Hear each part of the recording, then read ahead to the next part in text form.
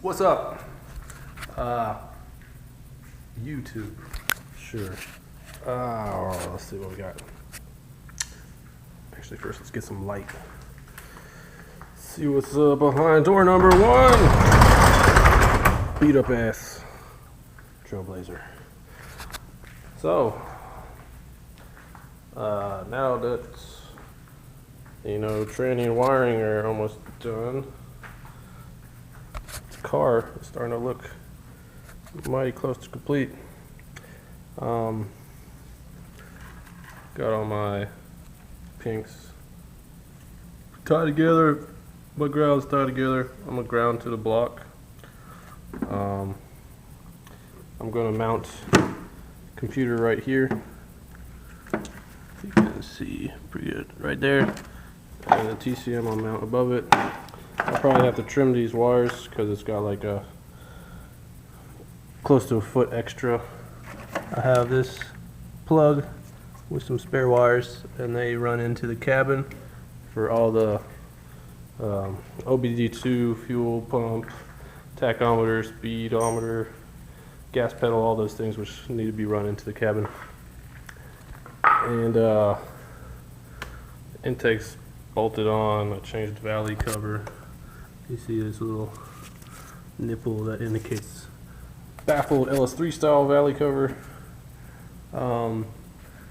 Got my buddy welded on the AN fitting, so now I have some actual AN connectors on there, and the hoses for the tranny cooler, which I'm just gonna mount to the old hard lines. Got a radiator hose. This is the radiator hose I found, which most seem to match up between LS truck, because I guess the car might have a different output location to stock radiator. It is a E71751. That's advanced auto part number on it, and then I had to trim the ends a little shorter to make it fit a little better. But it's the right kind of bends, the right diameter. And for the bottom hose, it's going to be, you can use the stock one. You just have to clamp it down here. Kind of hard because this is a smaller diameter than this is, so you got to put some good clamps on the bottom. Here's my fan, and what I'm working on now is exhaust. So this is the passenger side one. I got it all done. Took the stock manifold, chopped off the flange for clearance, and then welded on the stock downpipe and cut it off right before it hit the cat, and welded on a V-band. So this, I can show you, it looks pretty good in there. It mounts up, and there's the factory O2 bung, so I don't have to worry about that. Actually, one more cool thing I got back. Taking this old drive shaft out was a bitch, by the way, but yeah, little shorty. Got my drive shaft shortened, and U-joint switched to 1310 in the back because the adapter I knew that could fit the rear end was a 1310 adapter. But that's still coming in, as is. I got a fuel pump. It didn't look like I could use the factory fuel pump. Oh, here it is. Because there's not really any room to get a good bite on the hose, so I was like, oh, fuck it. And the same with this. This is not going to be easy to clamp because it's all, I don't know what you call that, ribbed. So yeah, that one, wanted to save some money, but had to buy a new fuel pump. I got a tranny filter. I figured might as well change the tranny filter because all the fluid's out. I'm going to have to fill it up with fluid. Might as well change the filter for another like 15 bucks. I'm using Dextron 6 fluid. See what else. We got anything else cool going on here? Not really. Oh, alternator mount. I got this is off eBay. I think ICT Billet or something is the name of the company. I don't have the box. But they sell on eBay. It was like 60, 65, 69 bucks or something for this bracket. It's pretty nice. It's aluminum. It's truck spacing and low mount. Some truck blocks don't have the hole here, so you have to drill and tap for it, but mine did. I don't know, maybe it's the aluminum block thing. But yeah, that's how I'm mount the alternator. And I decided to use I'm gonna use the computer auto start function, because you know it's pretty cool. You like tap the key once and it cranks until the car starts and then stops cranking. So I had to run a couple more wires. But otherwise, we're working on exhaust. Let me show you this little sucker, this little monstrosity. All right, so bolted it in. If you're wondering why I'm wearing these sleeves and gloves, it's because I was just welding. In case you never fucked with welding, you know, you're basically creating the sun and melting metal together, so you will get sunburned. So if you don't cover up, you're going to get burned. So that's why I put the sleeves on. But here's the header. I guess exhaust manifold because it's stock. Pretty tight to the frame. To get that clearance, I had to actually angle the pipe when I welded it on, so one side was touching the back side, and the side near the frame I had to twist it some and fill up that weld so that I could get that angle to keep it off the frame rail. And it puts it at a pretty good spot. So there's the exhaust coming out, and the height it is like just where you want to be to run the pipes, really. So it worked out pretty good reusing the stock stuff. Some people might say you lose horsepower, but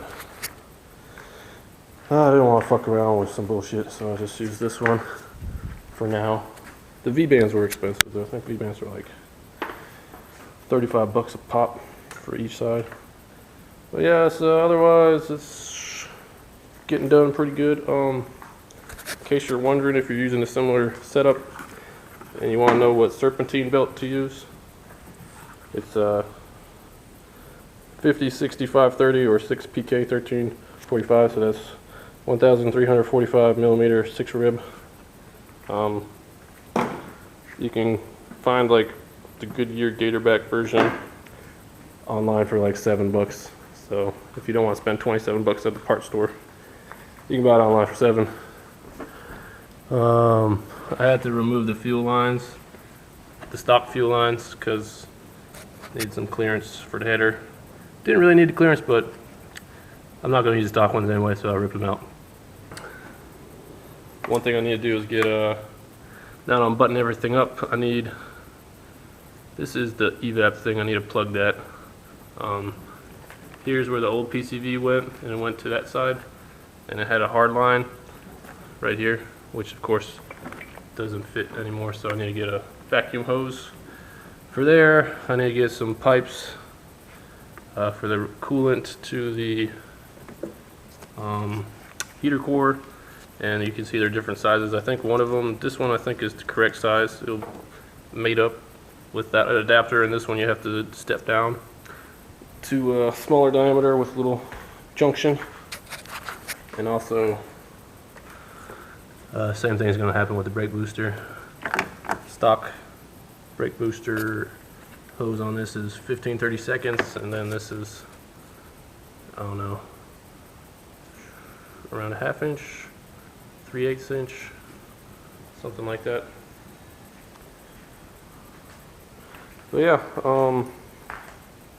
hopefully next time you see this thing, it'll be when it's cranking up and firing, because I was waiting for my fuel pump to come, fuel filter, pre-filter, because the regulator, fuel Corvette pressure regulator, Delio combo, oh it's right here, has a filter in it. So that's the post filter. The pre-filter, you want to get a one with less filtration to not block flow. And then I got some hose, a couple fittings, and I'm eventually going to need to put a muffler on it, but I don't know what I'm going to do with that. I might take it to the exhaust shop. And then, yeah, it's almost done. Shifter, that's the only other thing, shifter. And that should be good to take a little maiden voyage. But yeah, you'll probably see that next.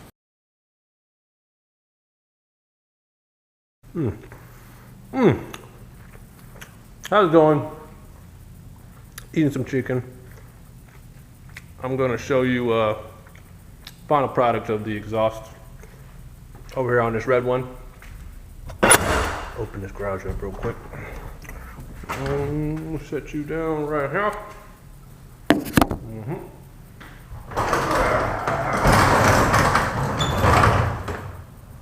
All right. So, the headers, like you saw before, stock ones which I cut off the flanges, grind them down, welded the little down pipe permanently to them. Able to still fit the factory heat shields, which is nice. You can see clearance with the steering rod, very close, very close. I had to trim the heat shield on this side to get it to clear that. On to the other side, fit right in. I wasn't able to get the O2 sensor in there as one assembly when I dropped the header in. I had to screw it in afterwards, but it's got some good clearance on this side to get to it. Heat shield as well.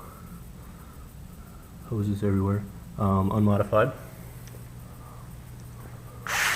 And now under the car, we got, let's see, 2.5 inch.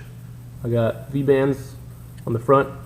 Some are racing to a 45 to another 45, which merges into a 2.5 to 3 inch little Y pipe. And then I have a glass pack. And to the back, I have a Summit turbo muffler. So that's all. This is the Summit Special. Oh, yeah, here. So you see, a little muffler there. Let's go into the wheel well. I used this stock hanger location. Some ugly weld there. Depth perception was kind of off when I was trying to get around this tire with one hand upside down. And then also there is a hanger I have attached right there. That one bolts up to one of the seat belt bolts which goes through the floor. Yeah, you can get a better look at it this side. But you see I have it pull up very high into like the tranny tunnel, so excellent clearance. Further back, the lowest part is the front, which you know was determined by the headers.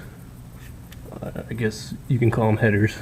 But one thing I noticed, I do not have that glass pack. I do not have it welded to the back half of this exhaust yet, and that's because first off, I thought that I could, you know, maybe do it as one whole piece, but that was heavy as shit. First off, and then second off, really difficult to bolt up one entire piece at a time. So I have it split there. I'm going to put a one of those little cheap U clamps on it for now, but in the future I'll probably put a 3-inch V-band there so it can come apart easier. It was a real pain getting the exhaust to slip in there with the front bolted up, because you know all these angles that this muffler has to do and squeeze in there made it really hard. So I recommend doing a V-band from the get-go. I start her up. Let you see how she sounds. No belt on it right now. Almost overheated the other day because I didn't realize that. Here, get this chicken. Shifter is attached better. I have it powered up to the brake switch. I bolted a little bit so I can actually conveniently get to it. I've solved the wiring issue. That was some weird funky stuff going on with the ground. that I was plugging into. I don't know, I guess it has some noise on it. So I plugged into, ground to the body, and now I don't have it trying to start when I put the key in ACC.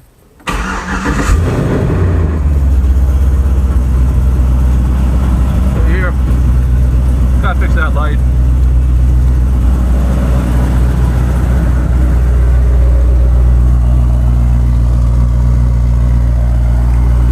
Smells pretty clean, surprisingly. It'll quiet down a little bit, and then it's probably got a little exhaust leak where I don't have the muffler bolted. But it's all clean up front. Looks like my welds were good. It's louder being in the garage, you get the reverb. But there it is. Like I said, that the exhaust will quiet down later on when I actually clamp that muffler piece on, because I'm sure it's leaking right now. I'm leaking tranny fluid out of my cooler. My buddy needs to re-weld one of the bungs. It has a little hairline crack in it from the weld not getting penetration. But there she is. I gotta plumb up the AC, but otherwise took her for a drive again, and she's pretty good. I feel like one of the brakes is dragging. I think it's this guy is dragging, because it was pulling right after a while, and it's like very hard to push the car, so I can hear the brakes dragging. So I'm gonna look into the brakes. A little sneak peek. What do we have going on here? What do we have going on here? Some new tires. Will they go on this or this? Not sure yet. I got new wheels coming, but they'll take a while to come. Need to do something about that needs to be settled. So I'm either going to put the new wheels on here, or the new wheels on there, and those wheels on here. But you'll see that. Eventually going to try to put the hood on. See if we can make that work out. But yeah, that's that.